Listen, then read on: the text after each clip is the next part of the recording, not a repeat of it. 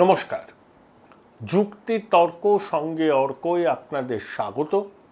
আপনাদের সঙ্গে আমি অর্কপ্রভ সরকার। এবার দিল্লিতে মামার খেলা। মামা হচ্ছেন শিবরাজ সিং চৌহানের আদরের নাম। মধ্যপ্রদেশের মানুষ শিবরাজ সিং চৌহানকে মামা বলেই সম্বোধন করেন। 18 বছরের মুখ্যমন্ত্রী শিবরাজ 2023 সালে মধ্যপ্রদেশের বিধানসভা নির্বাচনে সামনে থেকে নেতৃত্ব দিয়ে আবার মধ্যপ্রদেশের কুর্সি থেকে বিজেপিকে ফিরিয়ে এনেছিলেন, কিন্তু তাকে মুখ্যমন্ত্রী করা হয়নি। লোকসভা নির্বাচনে বিদিশা কেন্দ্র থেকে 8 লাখের বেশি ভোটে তিনি জিতলেন। মধ্যপ্রদেশে 29টা আসনে বিজেপি জিতল, যেখানে উত্তরপ্রদেশে বিজেপি মুখ থুবড়ে পড়ল। তাই শিবরাজ সিং চৌহানকে আর পাশে সরিয়ে রাখা সম্ভব ছিল না মোদি সায়।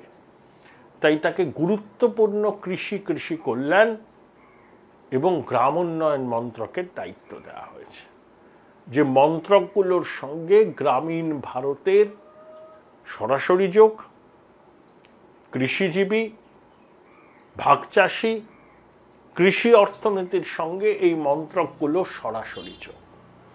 3 কোটি বাড়ি তৈরির ঘোষণা করেছেন প্রধানমন্ত্রী আবাস যোজনায়। পশ্চিমবঙ্গেও 11 লক্ষের একটু বেশি বাড়ি তৈরির কথা আবাস যোজনায়, কিন্তু অনেক তালিকা তৈরি করা হয়েছে, সেই তালিকা কেন্দ্রীয় সরকারকে পাঠানো হয়েছে, ফিরে এসছে উপভোক্তার সংখ্যা 11 লক্ষের কিছু বেশি। তার জন্য বরাদ্দ অনেকটা, 8,200 কোটি টাকা কেন্দ্র দেবে, 5,000 কোটি টাকা রাজ্য দেবে, ওই 60-40-এর বেশিও কিন্তু কেন্দ্র এখনো 1 টাকা ছোঁয়ায়নি বলে আবাস যোজনা কাজ হচ্ছে না। এই জন্য আগের গ্রাম উন্নয়ন মন্ত্রী গিরিরাজ সিং তার ডেপুটি সাধ্বী নিরঞ্জন জ্যোতির কাছে বাংলা তৃণমূল সাংসদরা গিয়েছিলেন। সাধ্বী নিরঞ্জন জ্যোতি বলেছিলেন যে অনেকে মিলে আসতে চাইছে, আমি এতজনের সঙ্গে কি করে দেখা করব। তৃণমূল বলেছিল যে সাধ্বী নিরঞ্জন জ্যোতি পিছনের দরজা দিয়ে পালিয়ে গেছেন। তারপরে রাজভবনের সামনে কলকাতায় 144 দ্বারা জারি থাকা সত্ত্বেও তৃণমূল অবস্থান বিক্ষোভ করেছে। পঞ্চায়েত মন্ত্রী প্রদীপ মজুমদার, রাধারমন মল্লিক, বলরাম মল্লিকের মিষ্টি নিয়ে গিরিরাজের কাছে গেছিলেন। প্রথমে গিরিরাজ তার ফোন ধরতেন না, সাক্ষাতের সময় দিতেন না, অবশেষে দেন। কিন্তু বরফ গলেনি। প্রধানমন্ত্রীকেও মমতা বন্দ্যোপাধ্যায় অনুরোধ করেছেন। তারপরে সচিব পর্যায়ে কিছু বৈঠক হয়েছে, কিন্তু টাকা রিলিজ হয়নি। মমতা বন্দ্যোপাধ্যায় আবার আবাসের তালিকা খতিয়ে দেখার কথা বলেছেন। তিনি আশাবাদী যে শিবরাজ সিং চৌহান যেহেতু 18 বছরের মুখ্যমন্ত্রী ছিলেন, এবার বরফ গলবে। তাই শিবরাজ সিং চৌহানের দপ্তর যাতে নতুন করে কোনো ফ্যাকরা দিতে না পারে, সেজন্য আবাসের তালিকাকে একেবারে নির্ভুল, মানে 1% যাতে ভুল না থাকে, সেটা নিশ্চিত করতে চাইছে নবান্ন। কিন্তু এত করেও কি টাকাটা পাওয়া যাবে? এটাই হচ্ছে প্রশ্ন।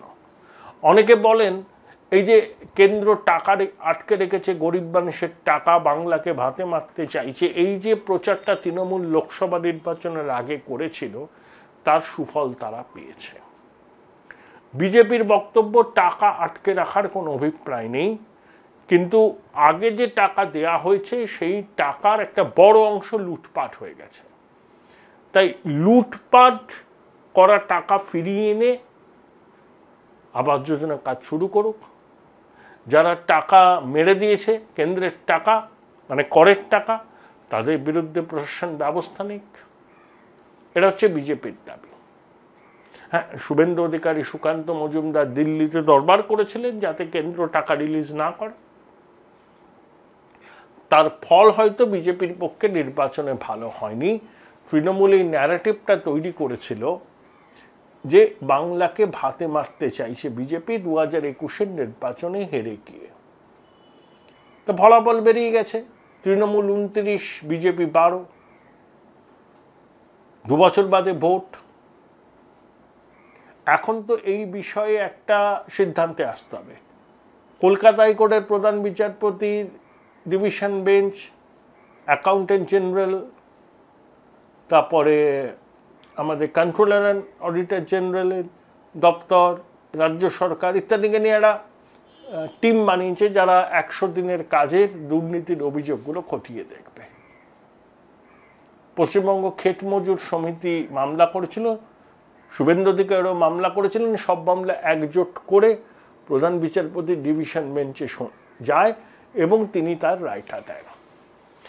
রাজ্য সরকার 100 দিনের কাজের মজুরির টাকা একটা কিস্তি মিটিয়ে দিয়েছে। Join Indian Institute of Hotel Management now. Right choice, right decision. নির্বাচনের আগে তৃণমূল বলেছিল যে ডিসেম্বরে আবাস যোজনা কাজ শুরু হবে, প্রয়োজনে তারা টাকা জোগাড় করবে। নির্বাচনের আগে এরকম অনেক কথা বলতে হয়। এই টাকাটা আসবে কোত্থেকে? তাহলে বাজার থেকে ধার নিতে হবে। তাই তৃণমূল চাইছে যে নতুন গ্রামোন্নয়ন মন্ত্রীর যেন আর সময় কিনতে না পারেন, অর্থাৎ টাকা যাতে তিনি রিলিজ করেন। এবং তার জন্য নবান্ন নির্দেশ দিয়েছে একেবারে নির্ভুল আবাস তালিকা, আরও যা যা মডালিটিস আছে সেগুলো পূর্ণ করে একটু থিতু হয়ে নিক নতুন গ্রামোন্নয়ন মন্ত্রী, তারপরই নবান্নের দিক থেকে কিন্তু তাগাদা দেওয়া শুরু হবে। প্রয়োজনে মন্ত্রী দেখাও করবেন প্রদীপ মজুমদার, কিন্তু পুরো সিদ্ধান্তটা কিন্তু রাজনৈতিক। এখন মোদী সরকারের একক সংখ্যাগরিষ্ঠতা নেই, শরিকি নির্ভরতা।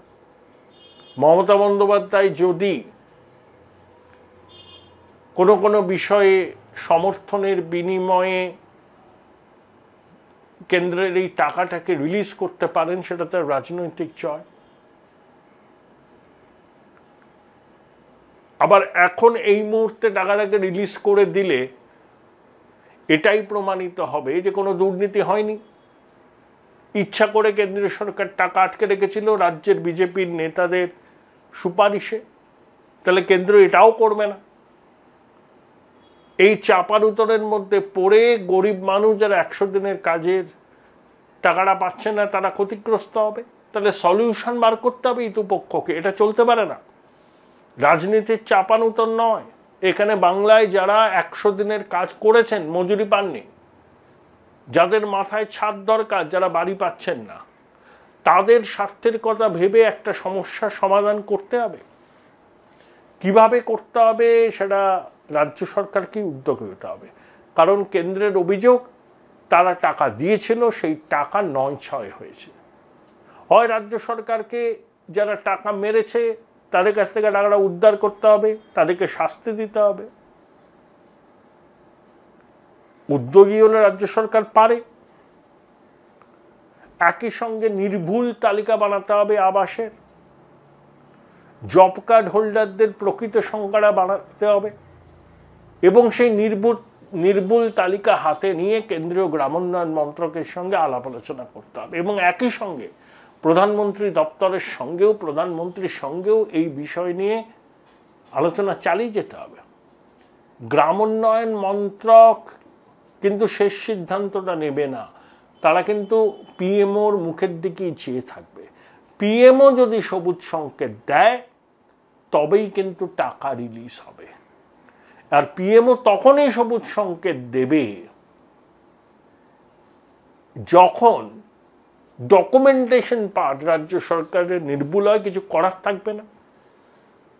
কিন্তু আমার সন্দেহ আছে রাজ্য সরকারের ডকুমেন্টেশন পার্ট কতটা নির্ভুল,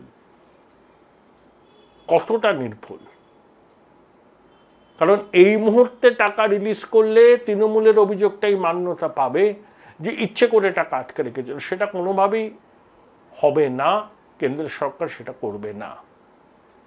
তারাও নির্ভুল ডকুমেন্টেশন চাইবে, প্রতিশ্রুতি চাইবে এবং যে টাকা 9-6 হয়েছে সেই টাকা উদ্ধার করার জন্য রাজ্য সরকার কি ব্যবস্থা নিচ্ছে সেটাও তারা জানতে চাইবে। তারপরেই এই বিষয়ের একটা নিষ্পত্তি হওয়া সম্ভব।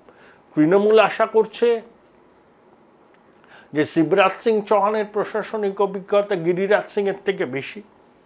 তিনি মুখ্যমন্ত্রী ছিলেন 18 বছর, তিনি রাজ্যের সমস্যা বোঝেন।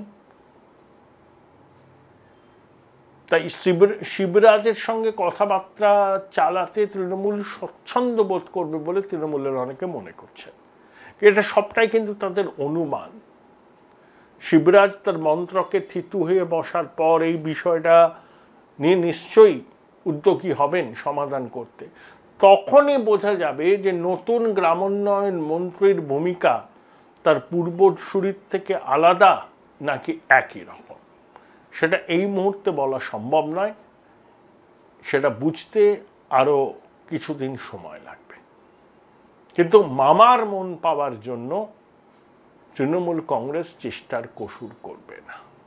যেমন শপথ গ্রহণ অনুষ্ঠানের দিন প্রধানমন্ত্রী এবং অমিত শাহ যখন শপথ নিলেন তখন বিরোধীরা সংবিধানের কপি দেখালেন, কিন্তু রাজনাথ সিং, নীতিন গডকরি, শিবরাজ সিং চৌহান যখন শপথ নিলেন তখন ইন্ডিয়া ব্লকের সাংসদরাও টেবিল চাপড়ে অভিনন্দন জানালেন। অর্থাৎ বার্তা খুব স্পষ্ট।